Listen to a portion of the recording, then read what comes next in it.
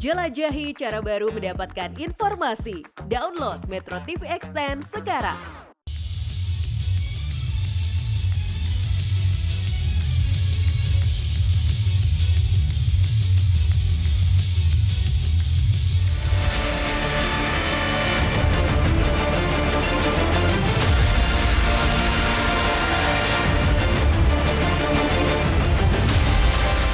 Bukan hanya gubernur, termasuk pemerintah Joko Widodo hari ini tidak mendengar aspirasi.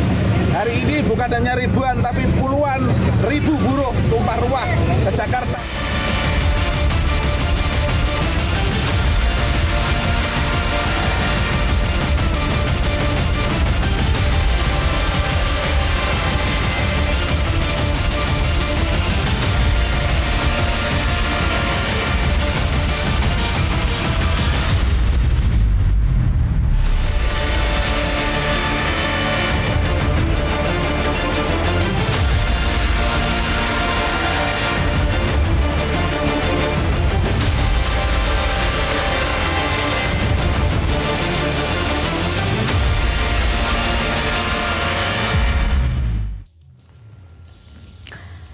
Selamat malam pemirsa, gelombang pemutusan hubungan kerja atau PHK masih menghantui Indonesia. Setelah tahun lalu Apindo merilis data terjadi PHK terhadap sekitar 1 juta tenaga kerja. Kini di tahun 2023 Kementerian Tenaga Kerja merilis data 26.000 tenaga kerja telah di PHK sepanjang semester 1 2023.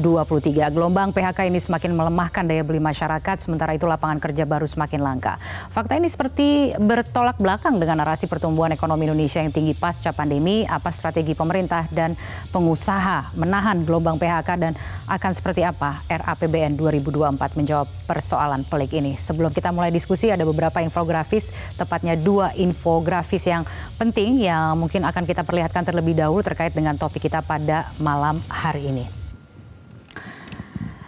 Yang pertama-tama ini adalah pernyataan dari Ketua Umum Apindo 2018-2023 Haryadi Sukamdhani yang mengatakan bahwa ada data hampir 1 juta pekerja di Indonesia yang terkena pemutusan hubungan kerja atau PHK. Menurut Apindo, angka ini didapatkan dari data pencairan jaminan hari tua yang belum waktunya di BPJS Ketenagakerjaan. Dan kemudian yang berikutnya adalah pernyataan dari Ketua Umum Apindo periode sekarang 2023 sampai dengan 2028 yang mengatakan bahwa gelombang PHK di tahun 2023 ini belum reda. Bahkan di tahun 2023 ini bisa jadi angkanya lebih besar dibandingkan PHK di tahun lalu yang mencapai angka hampir 1 juta pekerja terkena PHK. Pemirsa, inilah Economic Challenges pada malam hari ini bersama saya Kania Sutisnawinata. Musim PHK, negara bisa apa?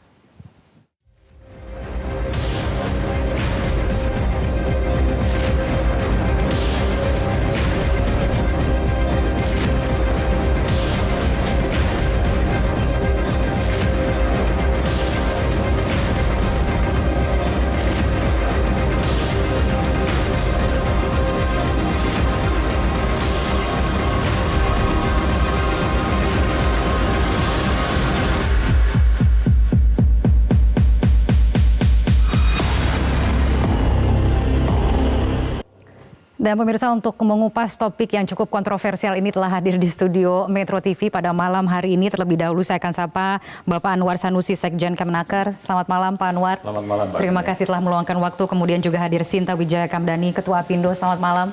Bu Sinta, terima kasih telah bergabung. Dan kemudian juga ada Bapak Misbahun, anggota Komisi 11 DPR RI. Pak Misbahun, terima kasih telah bergabung. Selamat malam. Dan kemudian juga anggota sesama komisi begitu ya, sesama komisi Pak Didi Rawadi dari fraksi Demokrat. Terima kasih telah bergabung bersama kami. Selamat malam Pak Didi. Selamat malam. Dan kemudian juga ada Ibu Nina Sapti Triswati, ekonom Universitas Indonesia. Selamat malam Ibu Nina. Selamat malam. Terima kasih telah meluangkan waktu. Dan juga tidak lupa ada Bima Yusdistira, Direktur Center of Economic and Law Studies dari Celius. Mas Bima, terima kasih telah bergabung bersama kami. Selamat malam. Terima kasih, selamat malam. Baik, saya ingin mereview terlebih dahulu. Begitu tadi kan ada beberapa statement yang sudah kita dengarkan bersama-sama. Kebetulan di sini ada Bu Sinta juga yang tadi kita sudah kutip sebenarnya pernyataannya. Betulkah PHK ini seperti tidak terelakkan bagi pengusaha karena kita tahu bahwa PHK ini sebenarnya adalah langkah terakhir yang diambil oleh pengusaha. Tapi seperti apa sebenarnya kondisi yang sesungguhnya? Kalau melihat dari apa yang disampaikan oleh Pak Haryadi, tahun kemarin ada PHK 1 juta, kemudian tahun ini Anda memproyeksikan bisa jadi lebih buruk dibandingkan tahun kemarin. Mungkin pertama-tama perlu saya sampaikan bahwa memang kondisi yang ada di 2023 ini masih sangat penuh ketidakpastian. Jadi saya makanya tadi statementnya harus very clear bahwa saya tidak mengatakan kita sudah tahu prediksi seperti apa gitu. Tapi yang kita cuma melihat dengan kondisi yang ada. Jadi kalau kita lihat sampai dengan bulan Agustus ini, tadi kan catatan dari Kementerian Tenaga Kerja tentu saja tidak menunjukkan angka realnya ya, karena yang sudah dilaporkan baru 26.000, tapi kenyataan sesuai dengan semester pertama tapi sesuai dengan data JHT-nya itu sekarang sudah hampir 225.000 lah. 225.000 per Agustus ya? Agustus. Okay. Ya, jadi memang di sini kelihatan bahwa masih cukup signifikan nilainya dan kami melihat daripada kondisi sebenarnya apa yang terjadi sekarang. Tapi kalau boleh review dulu tahun kemarin itu pemutusan hubungan kerja itu karena apa penyebab utamanya? Jadi memang kalau yang tahun kemarin juga memang masih penurunan daripada demand ekspor itu sudah mulai dari tahun kemarin. Cuman kan kami pikir ini akan pulih kan, gitu loh. Kami tidak menyangka kemudian ini berkelanjutan. Dan kenyataannya sampai saat ini demand ekspor itu masih terus turun, gitu. Jadi kalau kita lihat terutama di garment dan tekstil yang padat karya ya, ini turunnya itu hampir 40% kan, gitu. Jadi di sini sangat mengkhawatirkan kalau dilihat daripada demand ekspor. Tapi kan ini cuma salah satu faktor ya. Nah kita melihat kalau melihat dari kondisi sebenarnya PHK itu kan nggak bisa disamaratakan semua sektor. Nah, kami melihat juga di misalnya sektor ekonomi digital gitu ya. Apa yang terjadi dengan beberapa perusahaan digital itu kan juga PHK-nya cukup tinggi gitu. Kenapa? Karena ternyata setelah dari COVID, post-COVID itu ada penurunan demand juga gitu di e-commerce. Nah, ini juga mempengaruhi. Juga kita lihat perusahaan konstruksi yang karya-karya itu juga ada banyak PHK, ada restrukturisasi. Jadi kita masih bicara tahun kemarin yang masih berlanjut sampai dengan jadi tahun masih sekarang. ada berlanjut sampai sekarang gitu. Dan ini saya rasa kita tidak bisa prediksi seperti apa. Yang kita tahu memang juga ada estimasi dari pertumbuhan ekonomi global kan juga ada sedikit penurunan ya. Jadi dari prediksi 5,1 kalau nggak salah menjadi 4,7. Jadi ya ini masih sangat tidak menentu gitu loh. Kira-kira bakal seperti apa dan ini kelihatannya akan berlanjut. Ketidakpastian itu kemudian membuat pengusaha menjadi lebih pesimis begitu tahun ini? Saya rasa bukan pesimis karena menurut saya kita tidak bisa sekali lagi menyamaratakan semua sektor.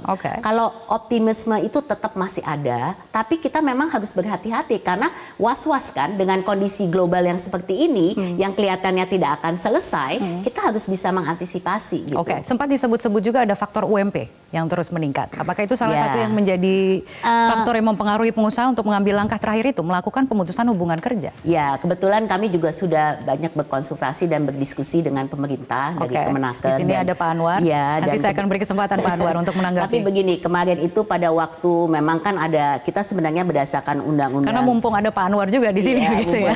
Sebenarnya PP-nya itu berdasarkan undang-undang cipta kan sudah jelas dari segi formula kenaikan UMP.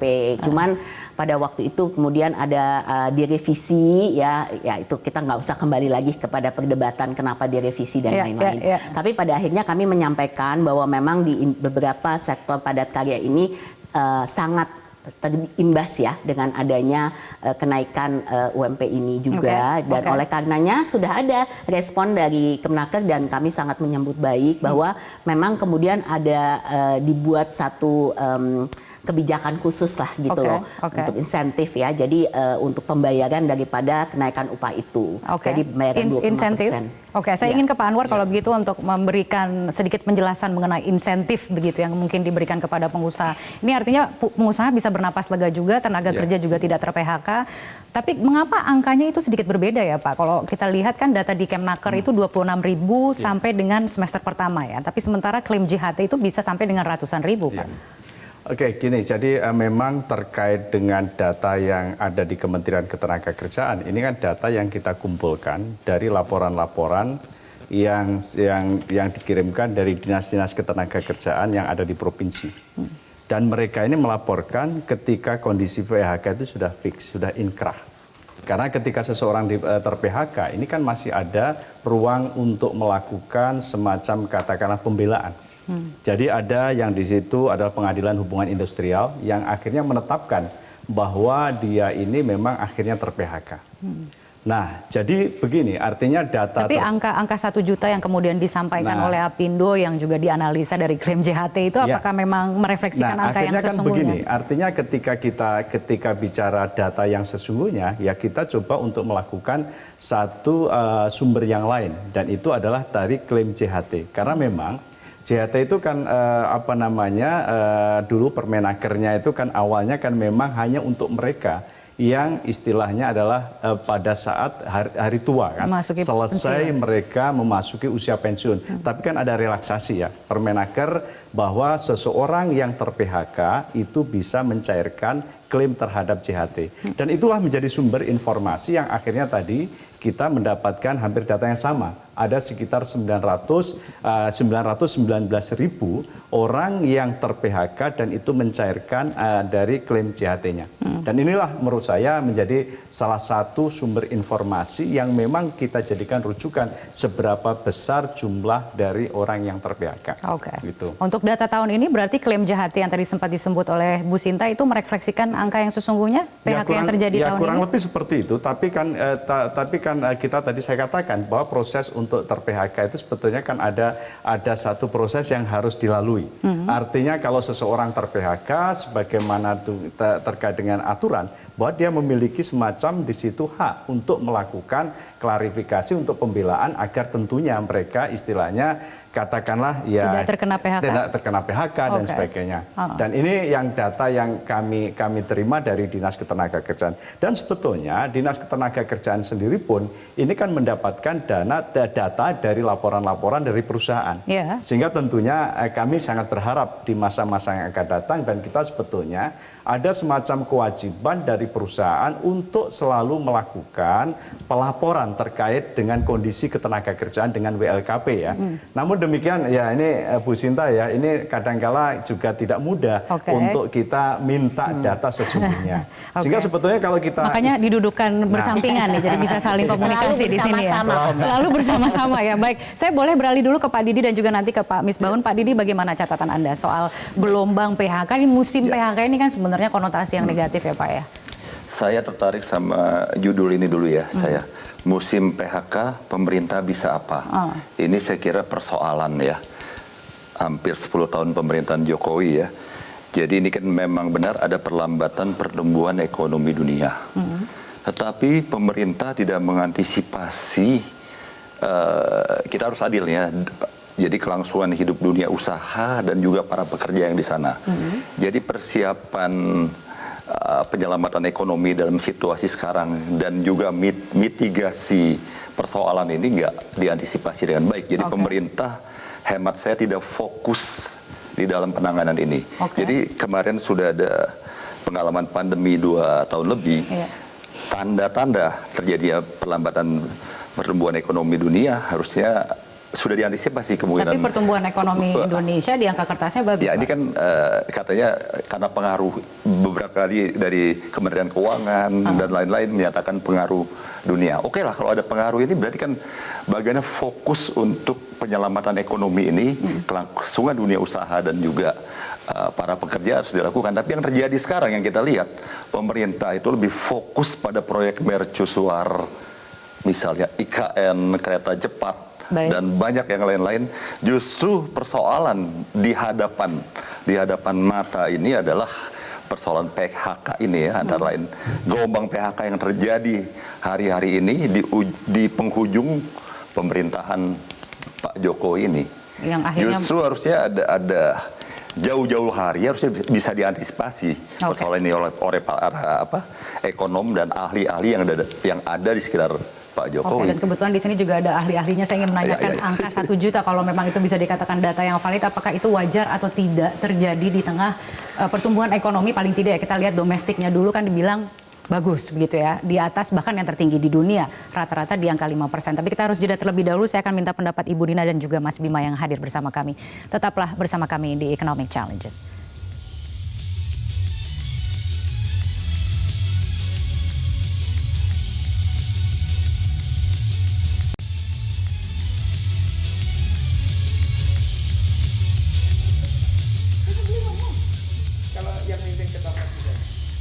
Ya, pemirsa Anda kembali bergabung bersama kami di Economic Challenges. Saya lanjutkan perbincangannya. Sebelum saya ke para ekonom, saya ingin ke Pak Misbahun terlebih dahulu untuk menanggapi. Siapa tahu begitu kan punya pendapat yang berbeda, walaupun komisinya sama, tapi fraksinya kan berbeda begitu ya. Tapi artinya kalau memang kita melihat tadi kan sempat disampaikan oleh Pak Didi, ini tidak bisa diantisipasi. Kenapa gelombang massal PHK ini terjadi? Karena memang desainnya itu sedemikian rupa dan tidak diantisipasi oleh pemerintah, sehingga kemudian di ujung pemerintahan Pak Jokowi justru ini yang terjadi begitu. PHK ini adalah buah dari kebijakan yang memang sudah dibangun selama ini.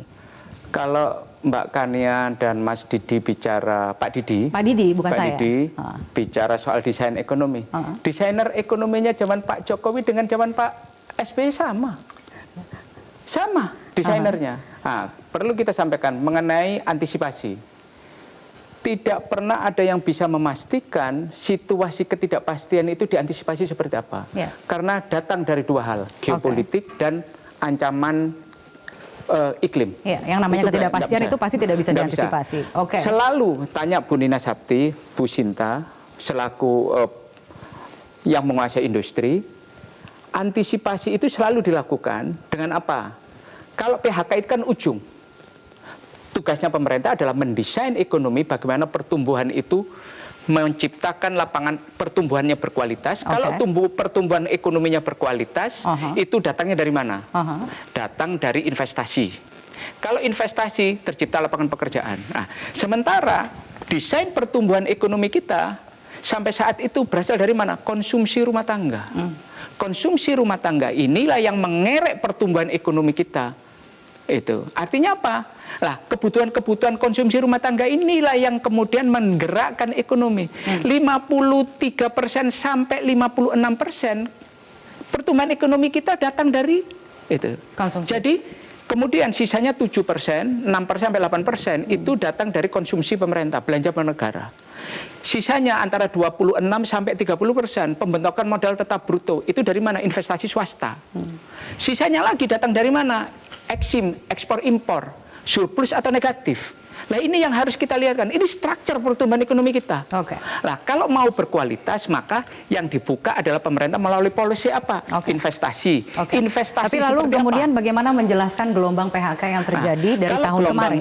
PHK ini yang terjadi adalah entail, saya mengatakan ekor dari krisis. Ada tadi disampaikan oleh Bisinta, ada sektoral yang masih terdampak.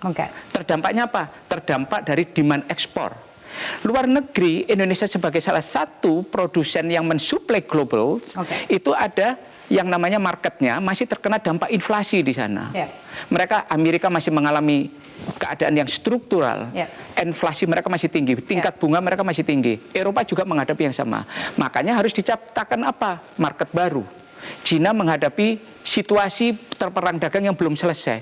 Lah, ini semua nanti ujungnya di mana? Di jahitan ujungnya di pemerintahan Pak Jokowi itu kita menemukan desain seperti apa ekonominya. Nah, ini yang harus dijelaskan. Proses ujung dari COVID ini ada sisanya. Residu-residu inilah yang mau diselesaikan oleh pemerintah. Makanya desain APBN apa? Memberikan bantalan terhadap apa? Efek dari PHK itu melalui apa? Bansos, kartu prakerja. Inilah yang diciptakan oleh Belantar. Karena apa? Ketika orang itu ibarat jatuh. Sifatnya bantalan kan Pak? Ya, sifatnya bantalan. Seperti orang jatuh habis lompat gala atau apa? Ada kasurnya. Bukan jatuh ke matras yang keras. Pak Didi mau menanggapi. Silakan Pak Didi. Sebenarnya bukan tidak setuju ya. Tapi katanya desainernya ya ada yang sama, mungkin ada yang tidak sama. Tujuannya baik.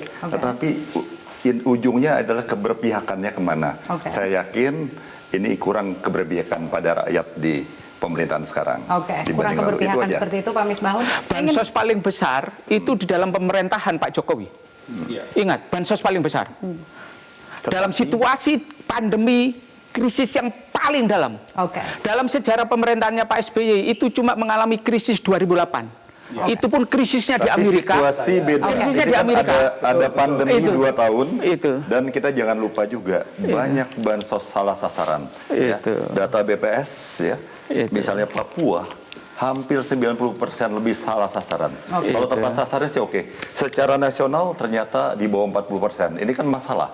Bansos lebih besar ya karena pandemi dialami hanya di masa pemerintahan. Tapi masalah keberpihakan itu terbantahkan atau tidak? Keberpihakan menurut saya, contoh pembangunan jalan tol mungkin bagi orang-orang yang punya mobil, orang seperti saya diuntungkan. Tetapi di jalan-jalan lama betapa banyak yang namanya UMKM yang harus megap-megap jadinya, usaha-usaha rakyat yang harus jadi susah. Yang lewat jalan tol diuntungkan, saya diuntungkan punya mobil, Pak Misbahun dan lainnya diuntungkan. Kita mau bicara berdasarkan data kalau begitu sekarang untuk melihat datanya seperti apa. Bu Nina, silahkan Ibu.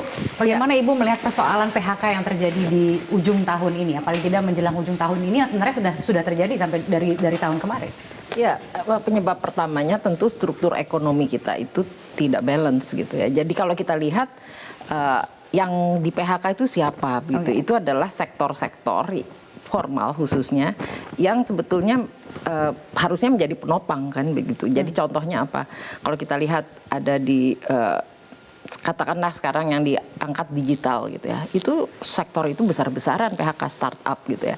Padahal diangkat luar biasa kan digital, e-commerce gitu.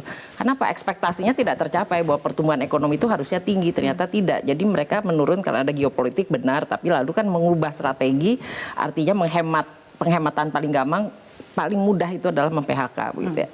Dan itu terjadi di sektor yang high tech tadi ya, startup gitu. Jadi salah sasaran begitu, tidak ada keberpihakan pendapat karena dengan apa yang kondisi disampaikan. ekonomi global Karena kondisi ekonomi itu satu global, begitu ya. Tapi strukturnya memang. Dan apakah itu sesuatu yang memang bisa diantisipasi? Itu harusnya sudah, karena waktu COVID kemarin itu kan bisnis proses berubah menjadi lebih digital kan, dan itu besar-besaran waktu itu kita lihat pertumbuhan ekonomi ada di sektor ICT kan, informasi teknologi, artinya naik gitu cepat. Tapi begitu ekspektasi nggak tercapai karena tahun 2022 kemarin itu ada perang, agak menurun di situ. Nah itu sektor yang katakanlah high tech, tapi yang low tech-nya itu adalah di pertanian yang menjadi bantalan, di industri yang harusnya menjadi penggerak, itu juga lemah. Dan itu kita bisa lihat di angka struktur formal kita yang menurun dari 2020 ya, tadinya 43,8% sektor formal, sekarang hanya 39,8 gitu ya, hampir 40% lah katakan, jadi turunnya 4%. Sektor formal turun itu sangat besar artinya. Mas dalam Bima, perekonomian. punya data yang sama, nanti saya akan beri kesempatan, silakan Mas Bima. Ya, yang jelas sekarang ini penambahan 2,6 juta angkatan kerja setiap tahunnya. Lapangan kerja ada nggak? Kalau dijawab lapangan kerja ada. Tapi masalahnya lapangan kerja yang tersedia, informal tadi, angkanya makin besar, nggak berkualitas. Kemudian kedua, ada diskoneksi antara model pembangunannya Pak Jokowi hari ini, entah siapapun ekonominya. Kita melihat kok nggak ada perhatian serius ya soal industri manufaktur. Tren industri manufakturnya semakin menurun porsinya. Bahkan kalau dilihat porsi ya bukan nilai, ini kita kembali ke tahun 91 manufaktur ini. Terlalu cepat ke jasa tadi, jasanya apa? Driver ojol. Tanpa kemudian tidak respect dengan mereka, itu sebagian besar karena keterpaksaan. Yang di PHK dari formal masuknya ke sektor-sektor informal yang nggak pasti dalam hal pendapatannya. Bahkan sebagian mungkin bisa di bawah upah minimum. Kemudian kalau kita lihat sektor pertanian, kemarin dibantu 2021-2022 CPO-nya lagi bagus. Sekarang outlook dari Tiongkok, India, salah satu yang beli CPO Indonesia, sawit Indonesia, semuanya diperkirakan 2024 turun. Tiongkok sebelum pandemi itu rata-rata pertumbuhannya 6-8%. Tahun 2024 dia di bawah Indonesia pertumbuhannya. Mitra dagang terbesar kita. Jadi kita kalau melihat ke depan ini, jangan sampai seolah-olah kemarin tumbuh 5% ekonominya. Seakan-akan itu kemudian menyelesaikan semua masalah. Tapi secara real ternyata tidak terasa dampaknya di masyarakat. Dan itu terefleksi dengan angka PHK? Itu salah satunya. Itu salah satunya. PHK meningkat, informalitasnya semakin besar, kemudian banyak angkatan kerja baru yang ingin mencari pekerjaan formal akhirnya nggak bisa. Oke. Akhirnya apa? Mereka banyak sekarang kalau dilihat dari data, banyak yang menggeser, sudahlah saya bekerja dengan orang tua bahkan tanpa digaji. Oke. Itu Baik. menurut saya jadi salah satu Itu tren yang agak sedikit mengkhawatirkan begitu ya. Iya. Oke, baik, saya akan ke Pak Anwar kalau begitu untuk menanggapi, tapi sudah jelas ya antara pro dan kontranya di sini begitu ya. Dan sesaat lagi kami akan segera kembali di Economic Challenges.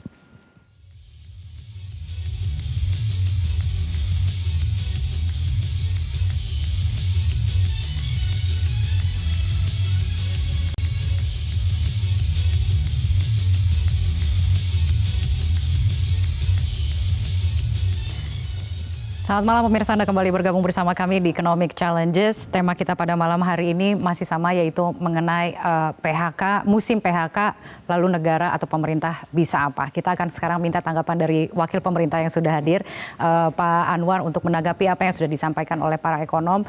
Kalau kita melihat kan kualitas dari pekerjaan yang tersedia saat ini, terutama bagi angkatan kerja yang kita tahu dari tahun ke tahun itu selalu meningkat. Sementara kita belum bicara mengenai pengangguran yang terjadi, kita sekarang sedang bicara mengenai apa yang menyebabkan gelombang PHK massal masih terus terjadi sampai dengan tahun ini. Tadi di awal sempat ada kebijakan begitu ya, strategi jangka pendeknya untuk kemudian membantu pengusaha yang di sini diwakili oleh Bu Sinta begitu ya. Tapi artinya ini kan strategi jangka pendek. Untuk strategi jangka panjangnya kira-kira apa lagi nih Pak yang akan dilakukan oleh pemerintah? Yang pertama tentunya begini ya, artinya strategi jangka panjang ini kalau dari aspek SDM, kita kan harus melakukan perluasan kesempatan pekerja ya. Jadi kalau kita lihat kesempatan pekerja itu pertama bisa kita lihat mereka bekerja di dalam ataupun di luar negeri. Kami dalam hal ini tentunya juga di dalam negeri ini kan kita optimalkan ya. Tentunya kita dalam hal ini kalau kita ingin memberikan kesempatan kepada orang untuk banyak bekerja, tentunya sektor produktif itu harus kita dorong untuk bisa aktif sehingga akhirnya mereka bisa memberikan kesempatan untuk orang tetap bekerja atau mungkin dia ada terserap di dalam lapangan pekerjaan. Yang kedua, ini kalau kita lihat ini sebetulnya ada kesempatan, yakni adalah di dalam bukan sektor ya, tadi adalah bekerja di luar negeri untuk menjadi pekerja migran. Sebetulnya kesempatan ini sangat luas. Kami kalau dari data yang kami tampung dalam pusat pasar kerja kami ada 276 ribuan. Yakni adalah pekerjaan yang itu adalah demand-nya dari luar negeri. Dan memang ini adalah mengisi beberapa ruang pekerjaan mulai terutama adalah karena sektor domestik kan kita sudah sangat mengurangi, bahkan kita melakukan moratorium, adalah sektor-sektor yang sifatnya adalah specified skill workers. Artinya adalah pekerjaan-pekerjaan yang keahlian tertentu, bahkan juga profesional juga sangat tinggi. Ini yang kita pertama dorong. Yang akan menjadi sasaran itu tenaga kerja yang saat ini pengangguran atau tenaga kerja yang saat ini terkena PHK? Yang kita sasar tentunya adalah mereka yang saat ini belum bekerja, dan oleh karena itu kita harus siapkan kalau untuk mengisi tadi pekerjaan-pekerjaan untuk menjadi pekerja migran. Hal utama yang memang ini angka pengangguran terakhir betul ya Pak ya, 7,99 juta orang saat ini mengalami pengangguran terbuka. Jadi kalau kita lihat data, ini kan data BPS yang per Februari 2023. Kalau kita lihat sebetulnya ini ada data penurunan ya dari sisi persentase dari 5,8 menjadi 5,4. Jadi tadi memang tadi yang menjadi perbincangan kita, ini jumlah pengangguran kan terus tinggi ya. Tapi sebetulnya kalau kita lihat ya, ini kalau data yang kami peroleh dari data dari BPS, ini kan ada semacam penurunan dari tingkat pengangguran terbuka dari 5,83 menjadi 5,45. Per apa itu? Ini adalah dari Februari 2022, Februari 2023, year on year. Nah, ini mendapatkan kalau kita lihat tadi dari klaim JKP ya Mbak, karena memang tadi saya ingin bicara juga menanggapi Pak Didi tadi, keberpihakan. Salah satu sebetulnya ada regulasi yang saat ini baru yang terkait jaminan kehilangan pekerjaan. Sebagai sebuah katakanlah di sini terobosan untuk seseorang yang ter-PHK, mereka mendapatkan jaminan. Dan ini kalau dari sisi klaim jaminan, dari mereka yang istilahnya mencairkan uang tunai, karena ada 3 keuntungan, salah satu adalah uang tunai. JKP ini di luar JHT atau seperti apa? Di luar JHT. Okay. Jadi selain jaminan hari tua, jaminan mereka pada saat bekerja, jaminan pada saat dia ter-PHK pun ada namanya jaminan kehilangan pekerjaan. Okay. Nah, itu dari yang tadi, yang mengambil klaim, kemudian melaporkan kembali, di dalam sistem kami itu cukup banyak. Jadi ada kalau dari yang mengambil klaim uang tunai 44.000 dari JKP, ini yang mendapatkan pekerjaan baru lagi adalah sekitar 1.600 per sampai pada hari ini ya, per Juli 2023. Jadi kami bisa mengatakan ya artinya katakanlah tadi selain misalnya meskipun banyak yang istilahnya ter-PHK, tapi juga ternyata mereka terserap di dalam lapangan pekerjaan pun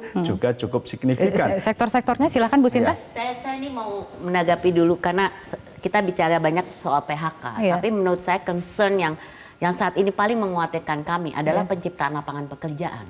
Karena ini jelas-jelas kelihatan bahwa dari investasi sekarang yang masuk ke Indonesia, itu sudah penyerapannya sudah turun hampir 1/4 ya dari tahun 2017 ya. Jadi maksudnya kita 2007 itu turunnya sudah sampai 1/4. Jadi maksud saya kita sudah moving dari labor intensif atau padat karya itu ke capital intensif.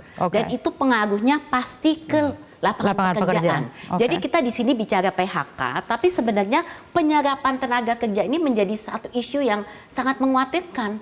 Karena kalau kita tidak menciptakan cukup lapangan pekerjaan, ini bonus demografi kita terus bagaimana? Ini akan menjadi beban nantinya. Tapi kan sektor-sektor yang padat karya itulah kan seharusnya yang menjadi prioritas, bukan? Betul. Nah, itu yang tadi disampaikan Bu Nina kan. Karena kan sekarang yang jadi masalah adalah bahwa kita sudah moving. Jadi investasi yang masuk itu justru tidak kepada industri yang padat karya, tapi lebih kepada yang padat modal. Nah, kalau kita lihat setiap tahun kita harus menciptakan mesti ada 2 juta pekerjaan. Katanya ekonomi harus tumbuh 6%. Tapi di sini itu yang menjadi kekhawatiran utama bagi kami. Jadi jelas bagaimana nih caranya kita bisa menciptakan cukup lapangan pekerjaan. Yang pasti tidak bisa hanya dari industri. Makanya kita sekarang semua bergerak, ayolah semua jadi UMKM, menciptakanlah lapangan pekerjaan sendiri gitu. Karena nggak mungkin industri menciptakan kemandirian gitu ya. Jadi kita mesti melihat ada 2 hal. Pertama, memang kita link and match kita juga masih lemah ya. Apa yang keluar dari pendidikan tidak bisa juga diabsorpsi oleh industri. Itu sudah lemah. On top of kita sekarang punya kendala ini. Nah, yang kedua tapi memang karena industri juga diarahkan ke arah sana, bukan? Betul, tapi sekarang kalau kita lihat memang dari dulu ini link and match ini masih menjadi sudah ada pelatihan vokasi dan lain, tapi ini masih menjadi kendala. Tapi yang penting kita melihat menjadi kendala karena apa? Karena apa yang tidak cukup? Kita sekarang melihat ada transisi kan. Transisi pekerjaan, shift of job kan kita katakan. Sekarang kita udah masuk ke otomatisasi, digitalisasi. Ini kan jenis pekerjaannya beda, ya kan? Yang tadi dikatakan upscaling, rescaling, ini kan sekarang completely different, udah beda gitu. Nah, ini yang harus jadi perhatian kita ke depan. Jadi kalau saya pikir diantisipasi, kita jangan hanya tertular dengan angka PHK tinggi, but what can we do? Apa yang kita lakukan gitu. Ini yang jadi kuncinya. Dan ini adalah soal skill dan sebagainya. Jadi pertanyaan saya kembali, kemarin pandemi kan ada pelatihan kerja online, ada ruang guru dan sebagainya. Itu sudah ada hasilnya belum? Tetapi nyatanya sekarang dengan biaya triliunan itu hasilnya seperti yang Ibu katakan ini. Ternyata masih ada gap gitu. Gapnya jauh benar. Jadi apa yang salah nih? Silakan Bu Nina. Ada yang salah. Silakan Bu Nina, Mas Bima. Ya, itu hanya memperkuat angkanya ya. Seperti apa penciptaan lapangan kerja? Lah kalau kita lihat angkanya ini malah minus Bu, buruh karyawannya. Ini setahun terakhir minus 0,38% dari total. Jadi bisa bayangkan buruh karyawan tuh minus Pak. Yang tadi Bapak katakan dapat JKP itu kalau dia buruh atau karyawan berpendapatan tetap masuk dalam anggota BPJS. Nah, banyak yang nggak masuk Pak. Yang informal. Jadi kita mau bilang yang minus lagi 0,75%, itu yang informal minus juga. Nah, yang tumbuh itu cuman yang berusaha sendiri, Bu, yang UMKM berusaha sendiri itu kan betul-betul usaha sendiri. Nggak ada pegawainya. Itu ada angkanya ada, tidak? Ini angka BPS yang saya pakai. Oke. Tapi angka yang beralih kemudian akhirnya bergerak di sektor UMKM gitu misalnya. Ya, ini yang berusaha sendiri. Itu yang berusaha sendiri. 0,83. 0,83%. Itu yang nggak bagus karena itu informal. Jadi yang kita inginkan kan formal yang menjadi capital intensif lah, mau kita nggak peduli capital intensif atau low tech atau apa, yang penting dia masuk sektor formal. Iya, sebetulnya itu targetnya kan. Tapi kalau sektor informal kan lemah ya. Gitu. Nah, ini yang kita mau argue. Nah, berarti strategi apa yang membangun sektor formal ini itu yang harus dikejar. Nah, kalau kita dengar pemerintah mengungkapkan hilirisasi. Nah, the problem dari hilirisasi itu adalah capital intensif di sektor pertambangan. Ekstraktif yang sedikit lapangan kerjanya. Yang kita bayangkan yang sukses di negara seperti RRT dan sebagainya itu hilirisasi, tapi pertanian, ya kan pertaniannya nelayan sudah gitu. mulai tuh. Kita ingin itu sudah mulai diarahkan. Tapi ke pertanian kan sudah mulai. Itu yang kita harusnya tegaskan, karena kalau sekarang kan sebagian besar investment hanya diarahkan ke sana, lebih-lebih lagi nanti paket, Pak, kalau investasinya di mana tenaga kerja asing masuk bersamaan dengan paket itu. Dan tapi baru sekarang dipikirkan begitu ya, Mas Bima? Gini, ada problem memang. Saya jadi mau nyebut juga soal hilirisasi. Tenaga kerja asing satu hal. Tapi ini kan juga akhirnya aneh. Pemerintah mendorong hilirisasi, ternyata apa? Nilai tambah digadang-gadang besar, tapi serapan tenaga kerjanya juga nggak maksimal. Kemudian kita lihat hilirisasi itu pabriknya itu banyak impor. Teknologinya kemudian impor, sehingga dampak berganda pada masyarakat sekitar, pada masyarakat lokal pun juga tidak besar. Kemudian kedua, itu bicara soal masalah infrastruktur. Kita harus bicara masalah PHK di sektor infrastruktur ini, karena apa?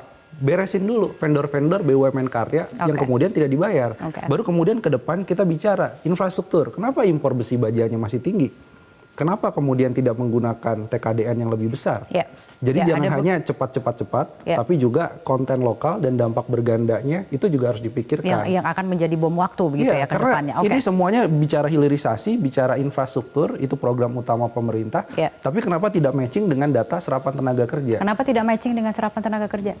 Gini, tadi saya bilang desain besarnya, contoh tadi hilirisasi.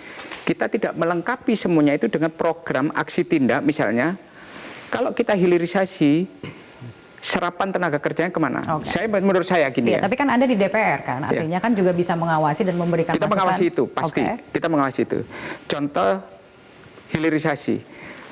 Pabrik, saya yakin nanti ke depan akan terjadi shifting terhadap tenaga kerja Indonesia.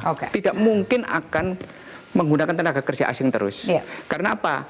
Konsep mereka pada saat melakukan pembangunan pabrik, kemudian terjadi alih teknologinya, alih keterampilannya, pasti akan terjadi proses shifting itu. Saya yakin. Proses shifting itu sudah terjadi sekarang. Sekarang mulai terjadi. Contoh di Morowali sudah ada politeknik.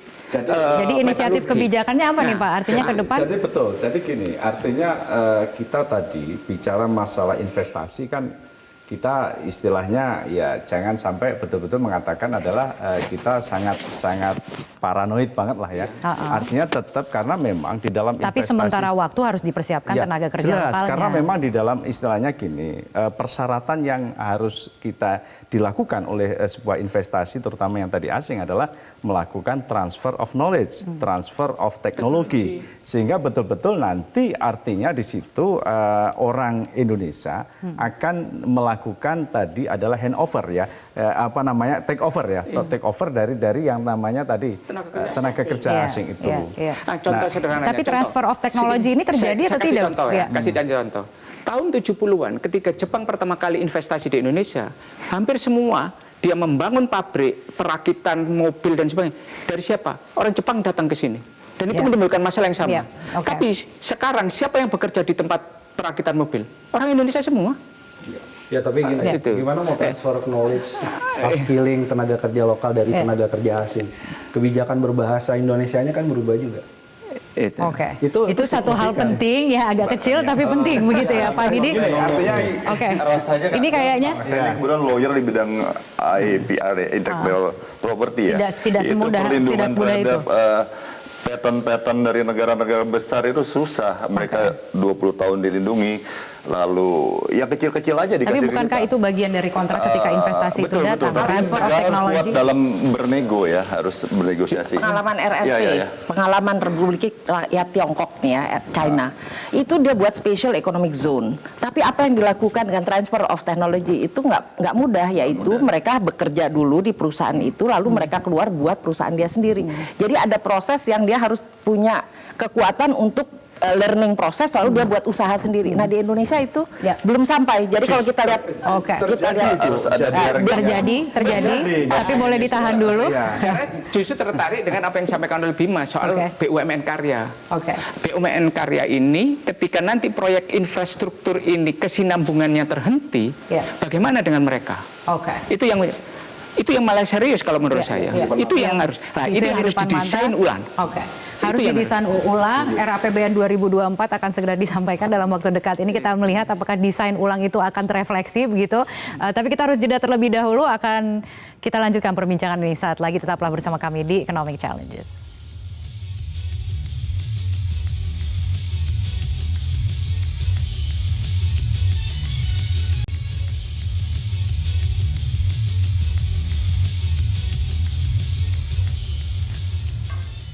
Anda bergabung bersama kami, ini adalah segmen terakhir di Economic Challenges. Kita akan bicara solusi di segmen terakhir ini dan waktunya sangat singkat dan padat. Jadi saya akan beri kesempatan kepada masing-masing narasumber.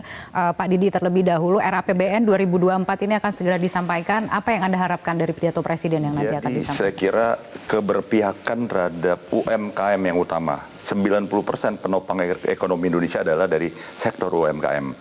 Harus ada insentif, ada hal-hal yang mendukung mereka di kala sekarang sedang terpuruk ya, sedang terpuruk. Di sektor lain ini saya menyesalkan tadi Ibu udah mengatakan ada pelatihan kerja di masa pandemi nggak ada gunanya hari ini, menghaburkan uang banyak sekali, mungkin belasan triliun ya. Jadi saya pikir ke depan harus ada perubahan. Ada solusi yang ingin Anda sampaikan? Ya panjang nih kalau disampaikan solusinya. Satu saja. Iya tadi. Fokus pelatihan kerja ya misalnya ya, lalu UMKM perhatian ya, insentif bagi UMKM, ada subsidi yang diberikan kepada para pelaku usaha. Kita kan harus adil, kita nggak bicara soal pekerja dan buruh, tapi pelaku usaha ini harus seiring sejalan diselamatkan. Tapi pemerintah kurang berpihak pada kedua-duanya menurut hemat saya. Baik, Bu Nina. Ya, kalau kita bicara penciptaan lapangan kerja itu adanya di pertanian yang harusnya naik kelas begitu ya. Dan pertanian itu ada 5 subsektor. Jadi ada pertanian tanaman pangan, perkebunan, peternakan. Yang kalau kita lihat termasuk kehutanan, perkebunan itu naik. Kelima itu menjadi prioritas. Kelima itu harusnya mendapatkan insentif untuk bisa naik kelas begitu. Itu modernisasi pertanian itu harus naik kelas namanya. Nah, itu yang kita lihat berbagai insentif harusnya masuk di situ. Jadi tidak hanya titik beras dihilirisasi pada pertambangan ekstraktif. Dan yang kemudian pelatihan tadi harusnya ada di level ini gitu ya, SMK dan seterusnya yang memang harusnya menjadi satu kan, pelatihan diklat gitu ya, dengan pendidikannya harus jadi satu. Tapi dalam konteks membangun modernisasi pertanian supaya swasembada. Karena kita masih impornya banyak sekali dari pertanian. Nah, untuk yang tinggi high tech seperti tadi untuk capital intensif di sektor pertambangan ekstraktif itu tentu adalah penggerak di industri yang besar.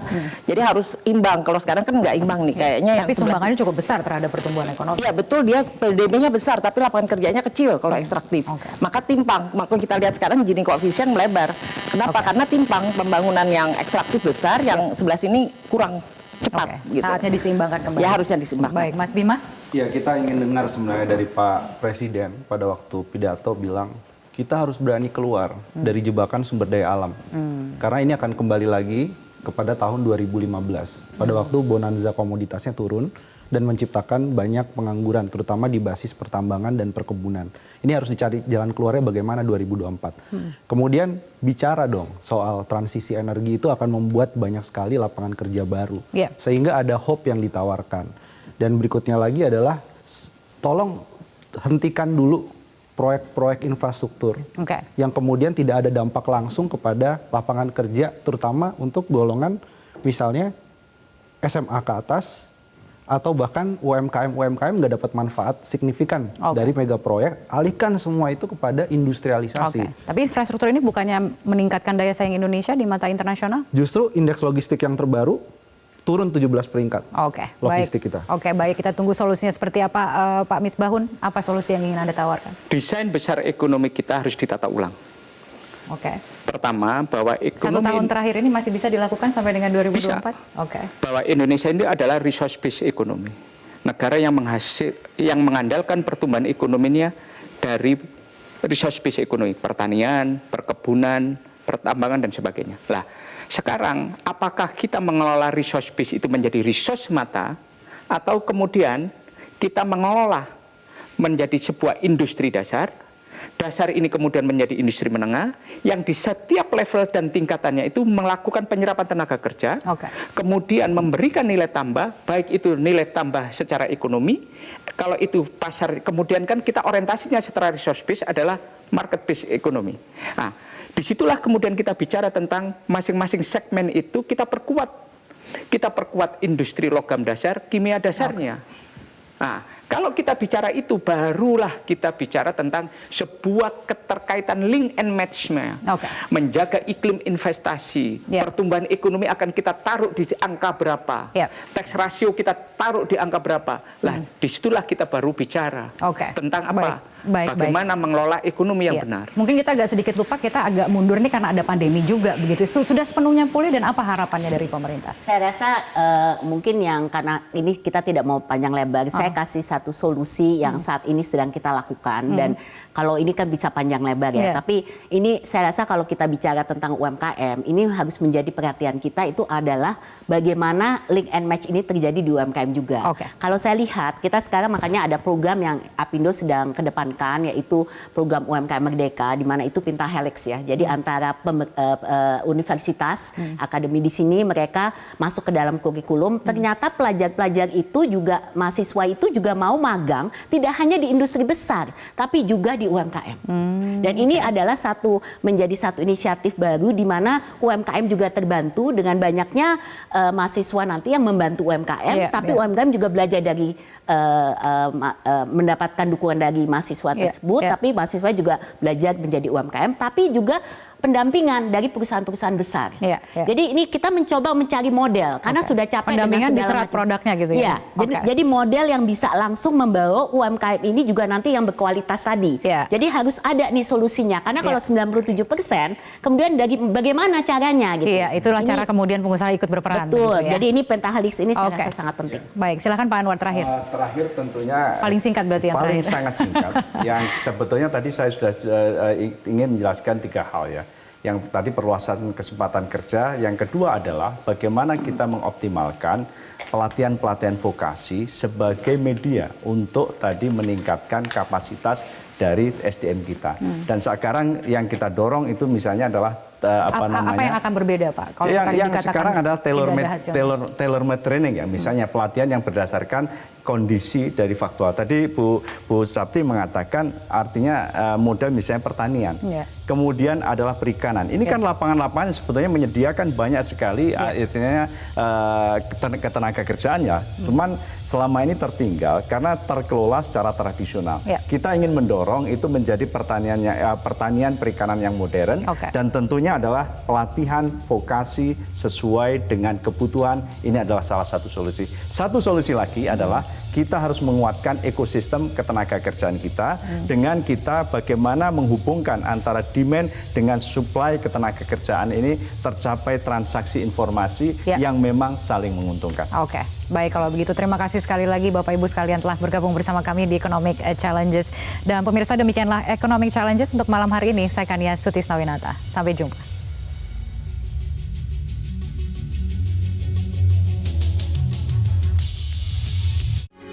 Metro TV.